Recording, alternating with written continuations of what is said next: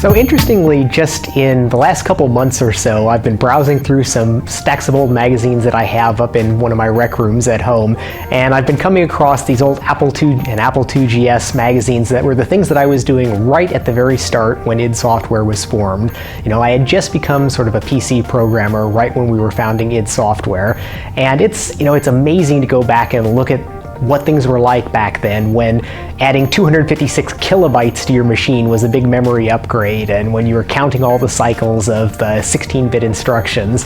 So, I commonly go back and just stare in amazement at how much progress we've made. I mean, a lot of people, it's easy to just be kind of like the frog in the boiling pot where you don't notice how many things have changed. And to go back and look at how what we had to cram entire games into there are things that barely fit in an image or a thumbnail even of what we've got now. And it's, it makes me smile. I can't help but go back and look at how I enjoyed the work that I was doing back then, kind of crafting these tiny little worlds out of tiny little bits of data. And it's grown by over a factor of 1 million, and there's almost nothing in the human experience that has that kind of growth rate, where we've grown 6, closing in on 7 orders of magnitude in the capabilities that we get to bring to bear. And I can remember things that I thought were sharp and clever and cutting edge back then, like figuring out how to scroll the EGA screens with wraparound tricks and stuff that made me proud of what I was doing then and enabled us to do things that nobody had done before on the platform. And here we are over 20 years later, and there's still that same thing going on where I'm looking to find things that are novel ways to approach things that let us do things that nobody else is doing on the platforms that we're working on today. So while so much has changed, 6, 7 orders of magnitude, there's still a lot of that core element that's the same, that we're building these virtual worlds that people get to go and play in, and it builds a place that people want to go, and it's at its core, that's what the gaming has been about for us. So back in '95, it was much different. We were a handful of people. I think we had maybe a dozen people at id. We were all young. No one was married. No one had kids. It was kind of the Wild West of video game creation. And the games, of course, took a much shorter amount of time to get done. But it was very exciting. I have fond memories of the past.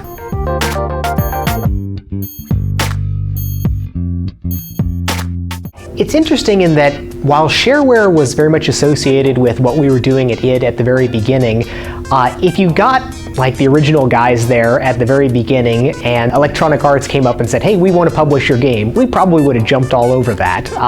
Shareware was sort of a backdoor way into the industry where we were just a few guys starting off doing something that was, that was interesting and novel and set ourselves apart a little bit, but we weren't part of the mainstream companies there. We weren't Electronic Arts or even Origin Systems or some of the other companies that were kind of the significant publishers that we loved their games back then, but it was still kind of a different part of the industry than what we were in. And shareware, kind of pioneered by the Apogee model, was a really wonderful thing because it took away that large barrier to entry where you didn't have to go and convince an executive that, at that time maybe it was only $1 million or something that it cost to build a game, a couple orders of magnitude down from what it goes for now, but still you didn't have to make that pitch. And I remember even before id, back when I was a teenager, I wrote up game design documents and I sent them into Electronic Arts and say, I want to write this game, I'm going to be a great game programmer, and of course I got some polite refusals from that. But the shareware model allowed us to go out and do something that turned out to be immediately profitable. And while at the time it wasn't like the sales numbers that you would get for a big EA title there, but it was great for us, a small number of guys that allowed us to bootstrap, where id Software never had to take out a loan, we never had to take a publisher advance. We were able to kind of build things the way we wanted to there on our own responsibility. We were able to move from the first Commander Keen series to the second Commander Keen series to Wolfenstein to Doom and on and on and on. And that was really a good thing, because we see a lot of companies all through the entire history and up to today that that they're completely beholden to their publisher because it takes so much capital to build these big games. And that's one of the things that I think is really great about some of the alternate sides of the game development industry now, where you get iOS titles, you get the social games and web games, and these are things that are back there where a few guys can go off and just make their, put their idea out there, and if they get enough bites, then they can go ahead and extend it out and, grow into something huge and wonderful there. So the conventional game industry has continued to grow throughout all of this, and the AAA titles that we get today are things of wonder and awe. They are bigger and better than movies were until just recently, and it's wonderful what you do there, but it's also a long, arduous slog to go ahead and do that. You need to marshal an army of people, and that's a very different thing from what it was like when there was just a handful of us in a room making the game. So, things have evolved along a couple different paths, but the great thing is that there's a lot of different valid, viable directions in the industry right now, and some of them very much do have that flavor of 20 years ago.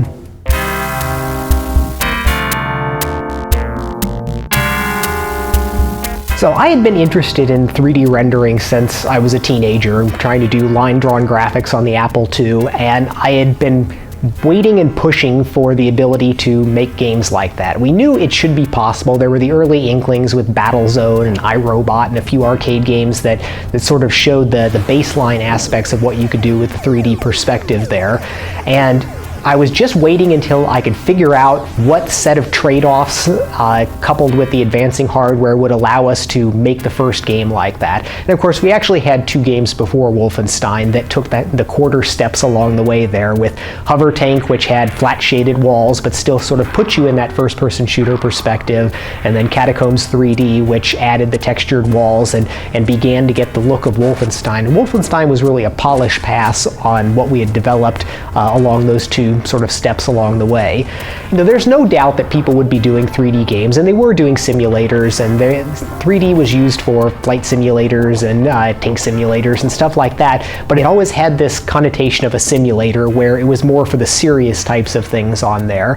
And the real kind of innovation that I thought that we brought to this was the sense that you could use this 3D technology for just a straight action arcade experience on there, where it didn't have to be this sort of highfalutin scientific simulation of reality, that you could use this perspective and get really good value out of it just for making something lots of fun. Not for training for your pilot certificate or something, but just something that would throw you into this virtual world, and you'd be able to experience things in a different way than you ever had before.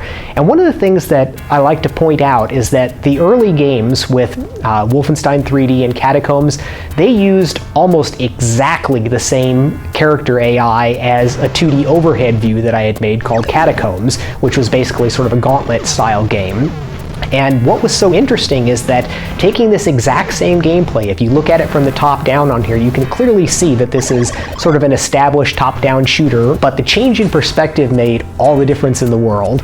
And it was clear from really early on that it had a much more powerful effect on people, where when you look at the top-down games, they can be cool and fun and you can be playing for a high score, but you're controlling your little icon down there. It's not you in the game. You're driving the little critter in the game.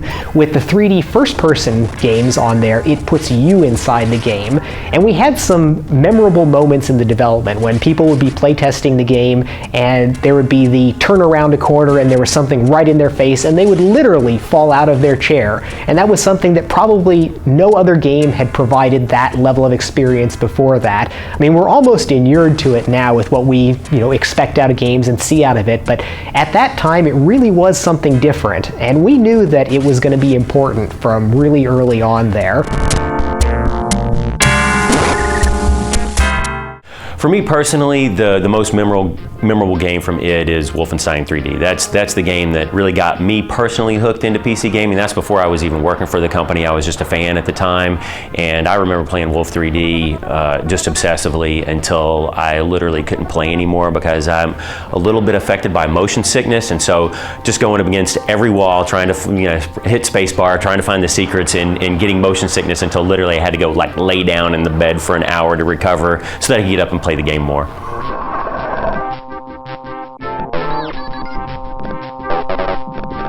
when I downloaded the original shareware version of Doom 1, I had no idea what id was. Heck, I'd even play Wolfenstein. I remember very distinctly, I was in the very first area of Doom 1, and I was moving around, and I thought really that this was the whole demo, and I thought this was really neat. There's a doorway at the end of the hall in the first area, and at first I didn't realize that was the door. Finally I stumbled upon it, it opened, and it was the moment that my life changed. I knew then and there that this is what I wanted to do. There was so much behind that door. There was a world to explore, and then the fact that I could make my own levels, I felt that there was infinite possibilities. And really, it's that door opening in the very first room of Doom 1 that set me on the path that I've been on ever since.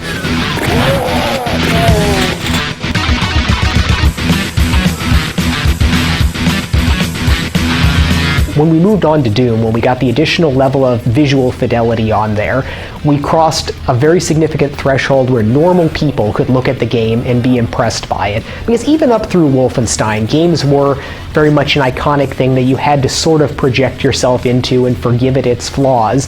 But with Doom, we crossed this threshold where normal people that didn't care at all about games could look at that and kind of say, wow, that's pretty cool, and be sort of amazed by that aspect. So we knew that we were taking steps that were going to be important. And of course, they were lessons that everybody else could pick up, and it has been gratifying to see these genres be taken up and be relatively stable throughout the industry. And I think that, forever after, there will be first-person shooters, and I do kind of look at that with a little bit of fatherly pride.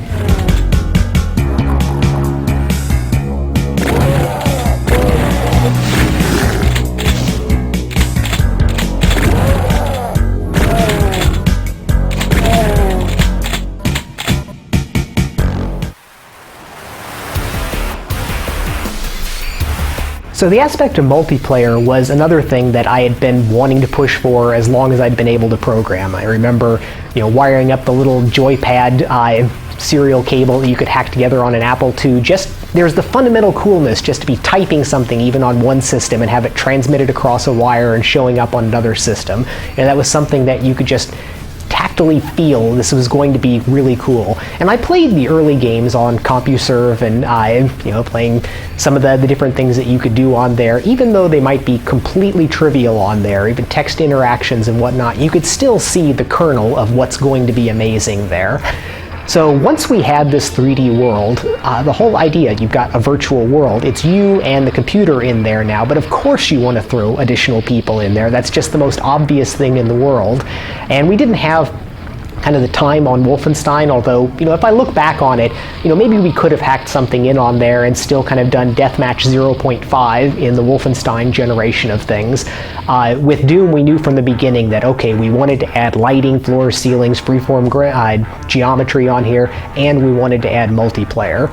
And it's funny thinking back to that time before anyone outside of research university and universities knew about the internet on there. It was the time of null modem cables, eventually modems, and a few people had these LANs. You had the Novell protocols on there rather than UDP. And so we had, and again, this was back in the days of DOS extenders, we did not have the operating system services that we had now. So we wound up cobbling together this arrangement where you had a multiplayer loader that would set things up and then run the actual game itself on there. And I wound up doing all of that, learning about the serial line protocols, the modem interactions, and the IPX protocol stuff during Doom.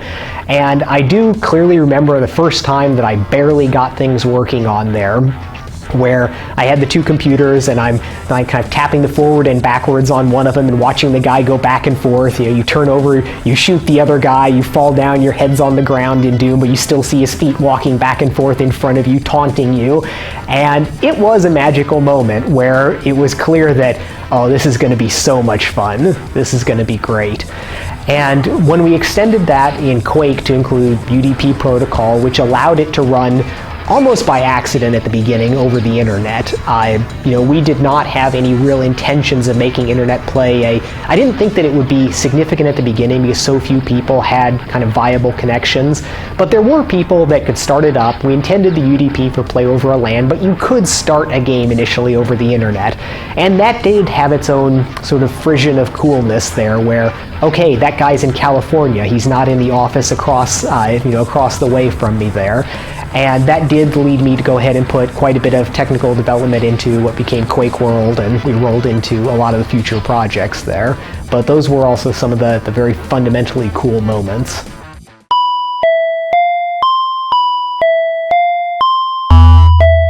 So the technology licensing was something that happened almost by accident and against our wishes through all of this, where after Wolfenstein came out, we started having people pestering us, in my view, about wanting to license the technology. And I didn't want to be in that business of supporting other people with that. We did some early work and it was painful where we had to do a lot of hand-holding and support, and this was not what I signed up for. This was not what I wanted to be a game programmer for, to be kind of holding the hands of somebody else when I want to be writing new technology. I wanted to go ahead and take the next step on there, not support the previous step. But eventually it got to the point where people started coming up with significant enough money to us where we made, the early offers were almost, they were so slanted on our side. They were saying, okay, you pay us all this money, this royalty, you can have all of this, and we'll give you 8 hours of support. I will let you come and talk with me for a day, and other than that, you got to figure it out on your own because I really don't care. I don't want to be doing this. I want to be working on new code. And we wound up getting a number of people to do that. Initially through Doom, and then more through Quake and Quake 2, and eventually probably more than any others with the Quake 3 license on there. But it was still not something that the company was really behind. We were still trying to stay a small company. We had a lot of strong opinions about not wanting to bloat over the size that we saw people at other companies where they had a lot of trouble as they grew. They felt it ruined the character of the company, and we wanted to stay this smaller team. So we never hired anybody to manage technical support on any of this. But we still had a lot of fabulous games that were made with this technology. And while the archaeological evidence is buried very, very deep, it still does give me a little bit of pride to know that Valve's titles and the Call of Duty titles, they have their distant ancient roots in the Quake code that I wound up writing all those years ago. Certainly there's very little of the original bits left in there, but that was the foundation that they were built on. Of course, what happened after that was Epic started taking licensing really seriously, and they devoted significant resources to that market, and really they ate our lunch on there, and that was good for them. They picked a market, they put resources forward to address it, and we kind of went our own way, producing different technology and not pursuing the licensing. And that's, and I really don't have any regrets about that. It's clearly there was a large market there. Epic wanted to serve it well, and I really didn't. That wasn't what I wanted to be doing at that point, and it still isn't. So I don't have any real regrets over that.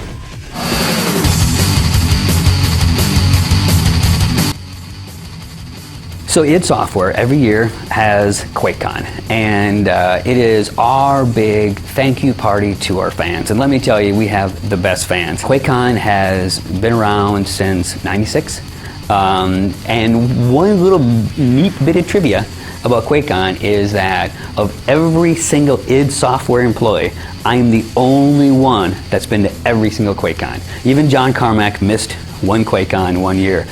So I'm very proud of that. I remind people of that every time I'm asked. But QuakeCon is just exciting. I mean, we have thousands of our fans that follow us, and they're appreciative of the hard work that we do, and we're appreciative of their support. So really, QuakeCon is great for us, and it's great for our fans.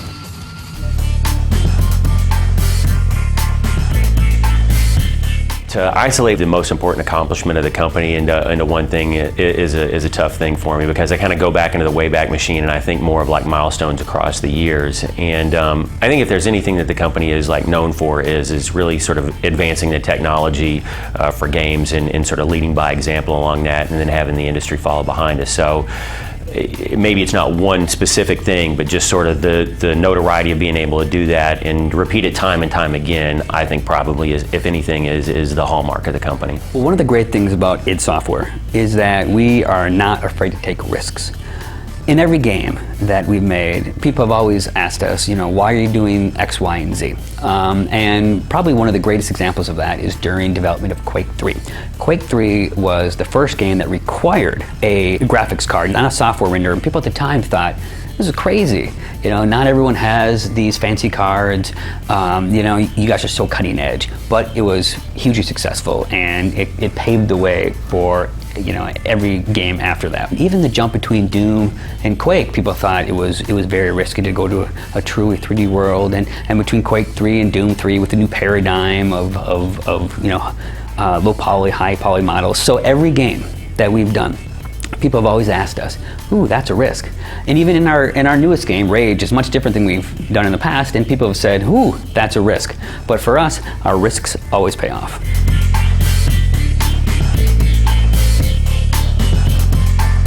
When I look back and sort of think about how I would do things differently, for one thing, it's something that I don't spend much time on. I'm really kind of a remarkably unsentimental person. I don't kind of think back about the good old days, because for me the good old days are right now.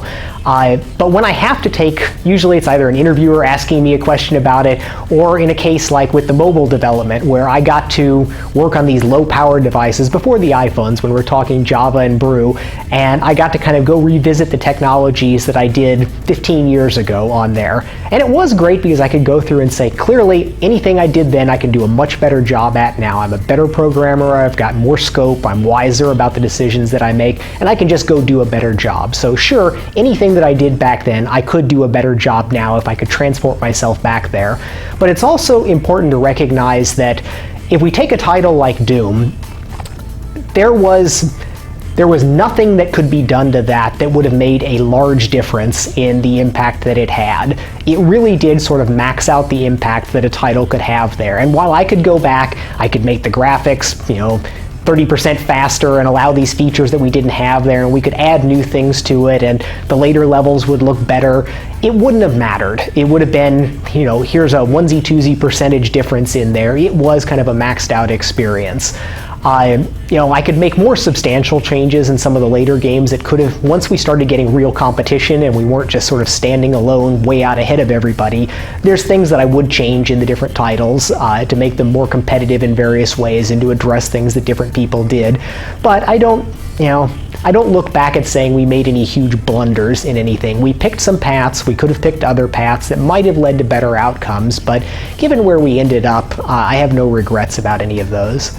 Now, if we're starting a new company today, you couldn't do the same thing that id did, because we did go out and we put a stake further ahead than anybody else had on there. And in graphics technology, there's no way for a small team of people to go and do that now. There are too many smart people working in the field, and while innovations are still out there to be had, unfortunately, most of them will be things that take a large battleship of data creation to really take advantage of.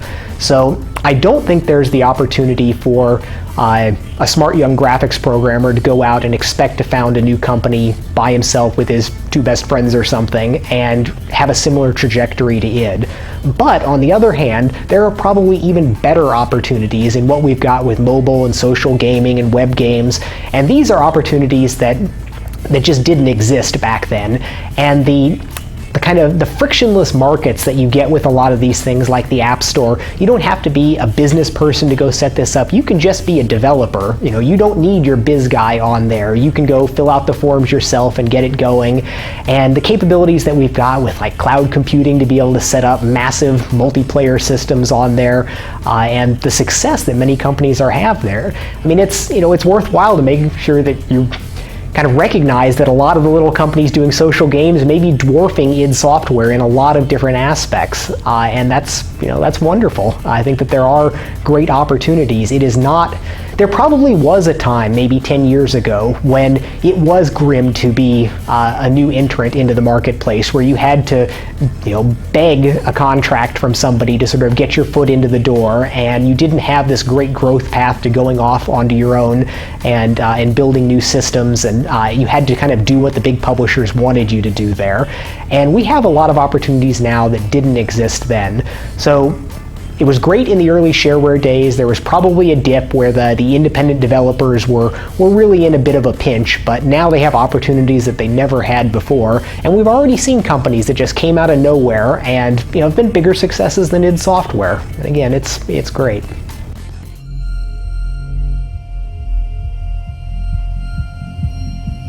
Well, id Software has a long history, from inventing the first-person shooter, inventing deathmatch. Heck, we came up with the word deathmatch.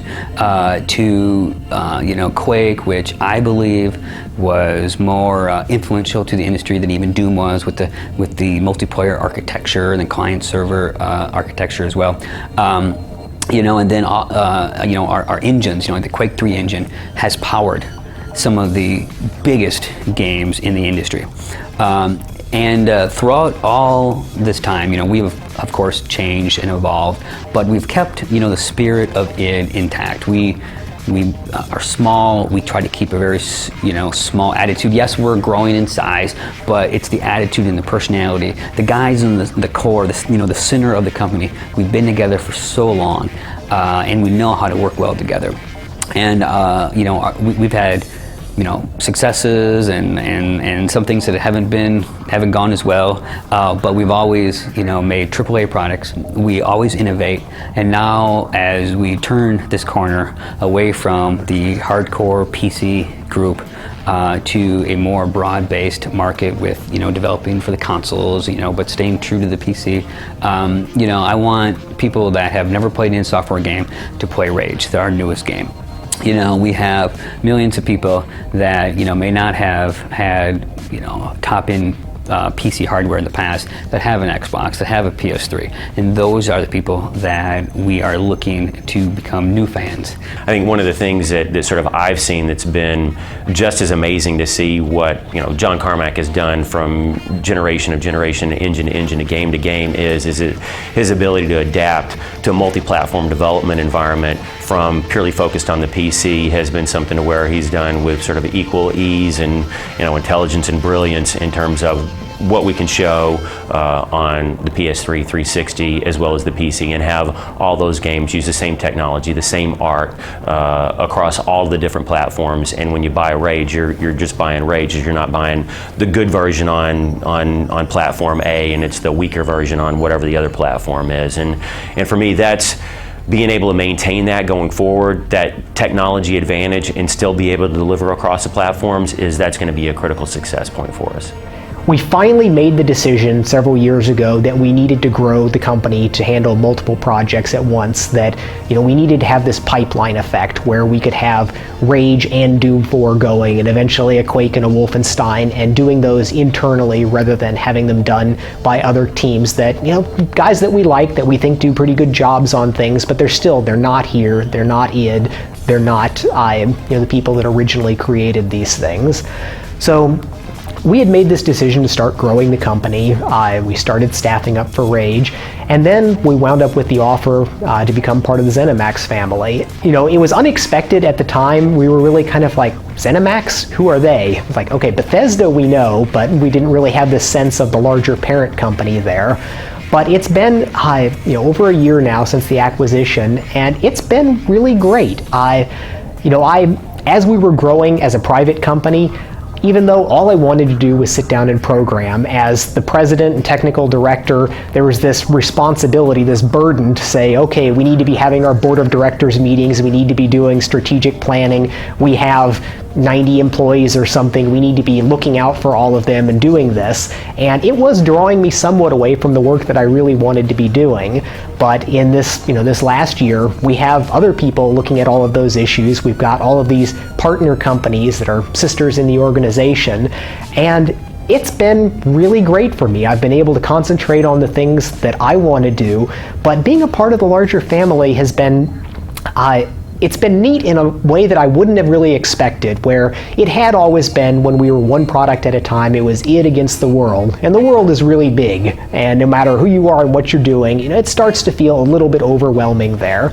But the last couple years, as we've gone to the ZeniMax sort of Christmas get-together and we wind up looking at all the titles that are in development on there, it's given me this ability, or this opportunity that I've never had before, to sort of be cheering for other people's success, to be saying, well, we think that what we're doing is great, but, go Brink, go Hunted, all of the other titles that are being released, and to be able to talk with their developers in this completely, collegial environment and say, well, what you're doing here, you might try something else here, or what was your experience with this technique, and that's been really great, and I'm very much looking forward to the years ahead. We are winding up in what I think is going to be a real sweet spot for the technology sharing on here, where I don't want to be in this business of supporting 100 companies working with the technology, but working with a half dozen companies on there brings up some interesting opportunities to leverage the work that we're doing. It allows me to justify some technical directions that might not be acceptable if it was just for one project, but if we're leveraging it over 6 projects, then that can be a really good thing. It can let me do better things for the coding, and it's going to allow us to kind of work really closely with the exploitation of this technology, and it allows me to justify work going off doing cutting-edge new research for the future. So I'm as excited now as I've ever been about the direction of the company, the technology that I'm working on, the games that we're making, and everything. We're all just as excited to make games as we were in the past, and I think the future is very bright. For the future, of course, our big focus is on Rage, and that's coming out this fall, and so that's what we're all focused on here. But looking in the sort of the crystal ball down the road, Doom is in development, obviously, and so that's something that we're going to look forward to a future release. We continue to grow the studio to look to explore the other IPs as well. So for Quake, Wolfenstein, Rage, Doom, those are 4 brands that we're very fond of here, that we anticipate working on and having an affiliation with as we go forward in the future. And I think the fans of those properties are going to be, their patience will be rewarded, let me say that.